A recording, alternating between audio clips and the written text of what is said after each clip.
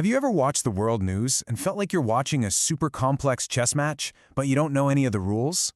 You see all these moves and counter moves, and it just seems totally random, even chaotic.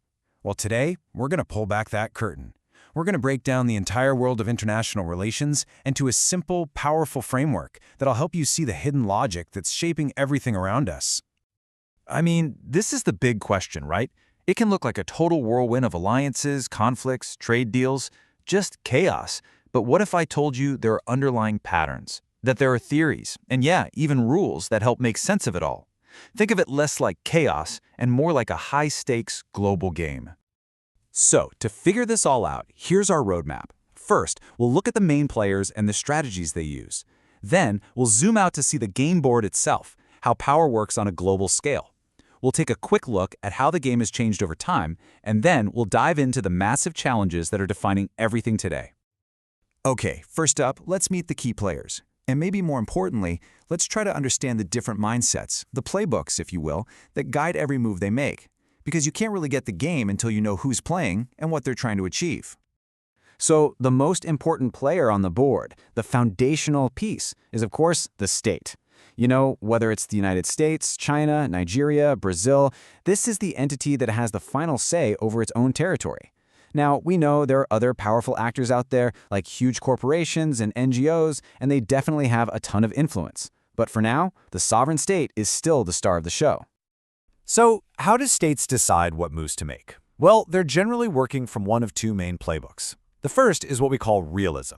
This view sees the world as anarchic. Not chaotic necessarily, but there's no global 911 you can call for help. So for realists, it's all about power, security, and survival. It's a constant competition. The other playbook is liberalism. This one argues that, yeah, the world is anarchic, but cooperation is totally possible and better for everyone through international laws, trade, and shared values. And this right here, this is the fundamental tension in all of global politics. Is it a dog-eat-dog world, or can we actually work together for mutual gain? Okay, so with those playbooks in mind, let's look at how this game of power actually plays out on the world stage. How is power spread out, and what keeps things from spiraling completely out of control? One of the oldest and most important rules of the game is this idea of the balance of power.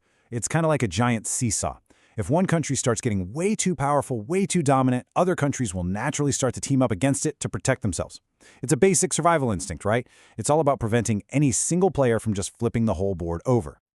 And that balance of power isn't some static thing. The whole structure of it has shifted like crazy over the years. During the Cold War, we lived in a bipolar world, a super tense but pretty stable standoff between the US and the Soviet Union. Then, when the USSR collapsed, we had this brief, weird unipolar moment where the US was pretty much the only superpower left standing. But today, we're in a much more complicated, way more unpredictable multipolar world. You've got several major powers, the US, China, the EU, Russia, all competing and sometimes cooperating, creating these constantly shifting alliances and new rivalries. So, how in the world did we get here? This complex, multipolar game board didn't just appear out of nowhere. Let's do a really quick flyby of the key moments in history that set the stage for it today.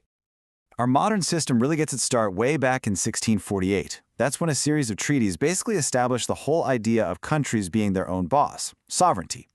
Now fast forward a few hundred years, and after World War I, we saw this first big attempt at cooperation with the League of Nations, which, as we know, failed and led straight into World War II. That failure ushered in the Cold War, a 40-year ideological stare-down. And since 1991, we've been in the post-Cold War era, this age of intense globalization and the rise of new powers that define the multipolar world we live in right now. Which brings us right up to the present. The game today involves all kinds of new players, crazy new technologies, and a whole new set of problems that, frankly, don't care about borders at all. In the old version of the game, security just meant having a big army and lots of missiles. Today, the things that keep leaders up at night are these non-traditional threats. And think about it. A cyber attack can cripple an entire economy from a laptop halfway around the world. A pandemic can bring the globe to a standstill. Climate change can cause massive instability. These are threats that no single nation, no matter how powerful it is, can possibly solve on its own. They totally change the definition of security. So, because these problems cross borders, the solutions have to as well. This has led to the rise of something we call global governance. Now, hold on, this is not a world government, not at all. It's more like a messy, complicated web of international organizations like the UN, treaties like the Paris Climate Agreement, and a whole bunch of laws and norms that are all designed to help countries coordinate and tackle these shared problems together. So what's the big takeaway from all this? Realism, liberalism, balance of power, these aren't just stuffy academic terms. They're the essential tools in your toolkit for actually decoding the news.